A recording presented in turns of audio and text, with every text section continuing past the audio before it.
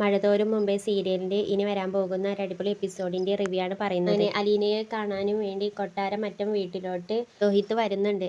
രോഹിത് അലീനയെ കാണാൻ വരുന്നതിൻ്റെ ഒരേ ഒരു കാരണം രോഹിത്തിൻ്റെ പെങ്ങളാണ് അലീന എന്ന് ബാലചന്ദ്രൻ പറഞ്ഞതോടു കൂടിയാണ് അലീനയെ കാണാൻ രോഹിത് കൊട്ടാരമറ്റം വീട്ടിലോട്ട് വരുന്നത്. ഇങ്ങനെ അലീന രാത്രി കിടക്കാൻ നിൽക്കുന്ന സമയത്ത് അലീനയുടെ മുറിയുടെ അടുത്തോട്ടേക്ക് രോഹിത് വരുന്നുണ്ട്. എന്നിട്ട് രോഹിത് അലീനയോട് ചോദിക്കും, ചേച്ചി ഞാൻ അകത്തോട്ടേക്ക് വന്നോട്ടെ എന്ന്. ആ സമയത്ത് അലീന പറയും, ഇങ്ങ് കയറി വാ, അതിനൊക്കെ എന്തിനാ നീ ചോദിക്കുന്നത് എന്ന് പറയുകയാണ് രോഹിത്തിനോട്. അങ്ങനെ രോഹിത് അലീനയുടെ മുറിയിൽ കയറി വരും. രോഹിത് അലീനയോട് ചോദിക്കും, എന്തുകൊണ്ടാണ് ചേച്ചി ഞങ്ങളോട് പറയാതിരുന്നത്, ഞങ്ങളുടെ ചേച്ചിയാണ് എന്നുള്ള സത്യം എന്ന് പറയുകയാണ്. ആ സമയത്ത് അലീന പറയും, എന്നോട് പ്രജിത മമ്മി പറഞ്ഞിരുന്നു ഒരിക്കൽ പോലും ഈ കാര്യങ്ങളൊന്നും അവിടെ പറയരുത് എന്ന്. നീയും അവനും തമ്മിൽ എപ്പോഴും ഒരു മറയുണ്ടായിരിക്കണം എന്ന്.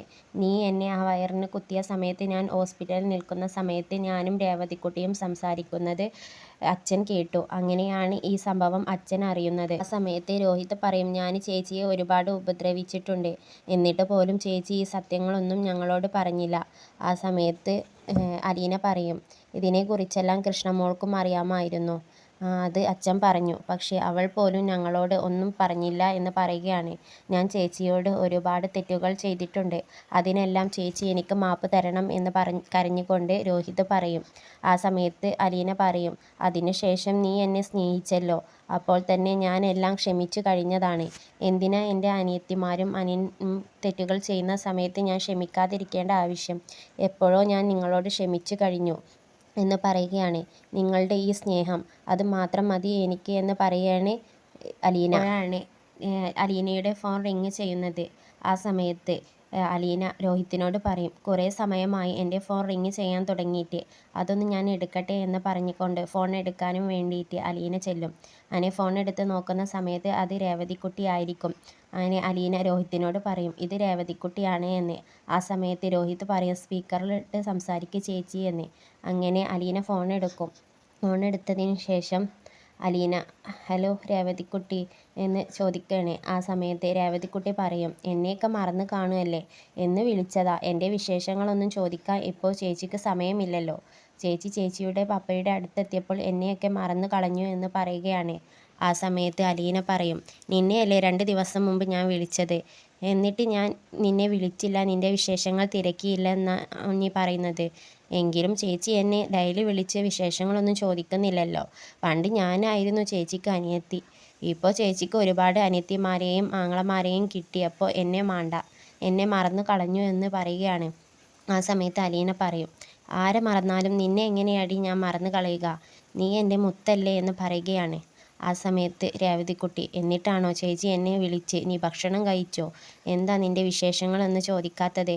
ആ സമയത്ത് അലീന പറയും, നിന്നെ ഗ്രേസമ്മ ആൻറ്റിയും അതുപോലെ മാമച്ചനങ്ങളും എങ്ങനെയാണ് നിന്നെ നോക്കുന്നത് എന്ന് എനിക്ക് നന്നായിട്ടറിയാം, അതുകൊണ്ട് നിനക്ക് ഭക്ഷണം കിട്ടിയില്ല എന്നൊന്നും നീ പറയാൻ നിൽക്കണ്ട എന്ന് പറയുകയാണ്.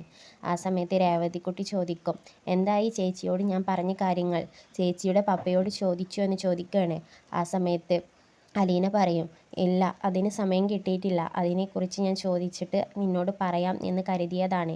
ആ സമയത്ത് പെട്ടെന്ന് രോഹിത്, എന്തൊക്കെയുണ്ട് രേവതിക്കുട്ടി വിശേഷങ്ങൾ എന്ന് ചോദിക്കുകയാണ്. ആ സമയത്ത് രേവതിക്കുട്ടി ചോദിക്കും, അതാരാ സംസാരിക്കുന്നത്, അത് രോഹിത്തേട്ടൻ്റെ ശബ്ദം പോലെ തോന്നുന്നല്ലോ എന്ന് പറയുകയാണ്. ആ സമയത്ത് അലീന പറയും, അത് രോഹിത് തന്നെയാണ്, അവന് എൻ്റെ അടുത്തോട്ടേക്ക് വന്നതാണ് എന്ന് പറയുകയാണ്. ആ സമയത്ത് രേവതിക്കുട്ടി പറയും, അപ്പോൾ ഞാൻ ഇതുവരെ സംസാരിച്ചതെല്ലാം രോഹിത്തേട്ടനും കേട്ടിട്ടുണ്ടാകുമല്ലേ എന്ന് പറയുകയാണ്. ആ സമയത്ത് അലീന പറയും, പിന്നെ കേൾക്കാതെ, ഞാൻ സ്പീക്കറിലാണ് ഇട്ട് സംസാരിക്കുന്നത്, ഈ ചേച്ചിയുടെ കാര്യം രോഹിത്തേട്ടൻ ഇനി എന്നെ കളിയാക്കും എന്ന് പറയുകയാണ്. അവൻ അങ്ങനെയൊന്നും കളിയാക്കില്ലെന്ന് പറയുകയാണ് അലീന. ചേച്ചിക്ക് അറിയാഞ്ഞിട്ടാണ് രോഹിത്തേട്ടനെ, അപ്പോൾ നിങ്ങൾ എപ്പോഴും വിളിച്ച് സംസാരിക്കാറുണ്ട് അല്ലേ? ആ സമയത്ത് വിളിച്ച് സംസാരിക്കാറുണ്ട്, നെടുമ്പുരക്കൽ വീട്ടിലെ വിശേഷങ്ങളെല്ലാം അറിയണ്ടേ എന്ന് പറയുകയാണ്. അങ്ങനെ രേവതിക്കുട്ടി അലീനയോട് പറയും, ചേച്ചി ആ സ്പീക്കറിൽ നിന്ന് ഒഴിവാക്കിയിട്ട് എനിക്ക് ചേച്ചിയോട് ഒരു കാര്യം പറയാനുണ്ട്. അങ്ങനെ സ്പീക്കർ ഒഴിവാക്കി അലീന രേവതിക്കുട്ടിയോട് ചോദിക്കും, നിനക്കെന്താ എന്നോട് പറയാനുള്ളത്, പറ എന്ന് പറയുകയാണ്. ആ സമയത്ത് രേവതിക്കുട്ടി, ചേച്ചി, എന്നെക്കുറിച്ച് എന്തായിരിക്കും രോഹിത്തേട്ടൻ കരുതിയിട്ടുണ്ടാവുക? അവനൊന്നും കരുതിയിട്ടുണ്ടാവില്ല പെണ്ണെ. പിന്നീട് അലീന രേവതിക്കുട്ടിയോട് ചോദിക്കും, നിന്റെ രോഹിത്തിനെ കൊണ്ട് നിന്നെ കല്യാണം കഴിപ്പിച്ചാലോ എന്ന് ചോദിക്കുകയാണ്. ആ സമയത്ത് രേവതിക്കുട്ടി പറയും, എന്താ ഈ ചേച്ചി പറയുന്നത്? അയാൾ ബലാത്സംഗത്തിലെ പ്രതിയല്ലേ, എന്നിട്ട് അയാളെ കല്യാണം കഴിക്കാനും? ആ സമയത്ത് അലീന പറയും, എന്താ നീ ഇങ്ങനെയൊക്കെ പറയുന്നത്? നിനക്കതിനെക്കുറിച്ചെല്ലാം അറിയില്ലേ? ഞാൻ വെറുതെ ചോദിച്ചതാ എന്ന് പറയുകയാണ്. ആ സമയത്ത് രേവതിക്കുട്ടി പറയും, ആ വൈജയന്തിയുടെ സ്വഭാവം അറിയില്ലേ?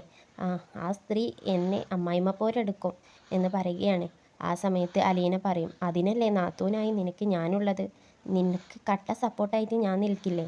ആ സമയത്ത് രേവതിക്കുട്ടി പറയും, ആ സമയത്ത് ചേച്ചിയും നാത്തൂൻ പോരെടുക്കില്ലെന്ന് എന്താ സംശയം? അതൊന്നുമില്ല. അവനോട് പറഞ്ഞേ നിന്നെ സമാധാനിപ്പിക്കാനും നിൻ്റെയും അവൻ്റെയും കൂടെ ഞാൻ നിൽക്കില്ലേ എന്ന് പറയുകയാണ്. ആ സമയത്ത് രേവതിക്കുട്ടി പറയും, അതൊക്കെ നമുക്ക് പിന്നീട് സംസാരിക്കാം എന്ന് പറയുകയാണ്. ആ സമയത്ത് അലീന പറയും, ഞാൻ വെറുതെ പറഞ്ഞതാ, ഒരു തമാശയ്ക്ക്, നീ അത് കാര്യമായിട്ട് എടുത്തോ? ആ സമയത്ത് രേവതിക്കുട്ടി പറയും, അതിനെക്കുറിച്ച് പിന്നെ ആലോചിക്കാം എന്നല്ലേ ഞാൻ പറഞ്ഞത്. രേവതിക്കുട്ടി പറയും, ഞാൻ പിന്നെ ഒഴിവുള്ള സമയത്ത് ചേച്ചിക്ക് വിളിക്കാം എന്ന് പറഞ്ഞ് ഫോൺ കട്ട് ചെയ്യുകയാണ്. പിന്നീട് രോഹിത്ത് അലീനയോട് ചോദിക്കും, എന്താ ചേച്ചി രേവതിക്കുട്ടി പറഞ്ഞത്? ഞാൻ അവളോട് വെറുതെ ഒന്ന് പറഞ്ഞു, നീ രോഹിത്തിനെ കല്യാണം കഴിച്ചോ എന്ന്. ആ സമയത്ത് അവൾ പറഞ്ഞു അതിനെക്കുറിച്ച് ആലോചിക്കാമെന്ന്. നിൻ്റെ അഭിപ്രായം എന്താ? ആ സമയത്ത് രോഹിത്ത് പറയും, ഇതിനെക്കുറിച്ച് പിന്നീട് സംസാരിക്കാം. ആ സമയത്ത് അലീന പറയും, ഇത് തന്നെയാണ് അവളും പറഞ്ഞത്. നിങ്ങൾക്ക് തമ്മിൽ എന്താ വല്ല ലവ് ട്രാക്കും നടക്കുന്നുണ്ടോ?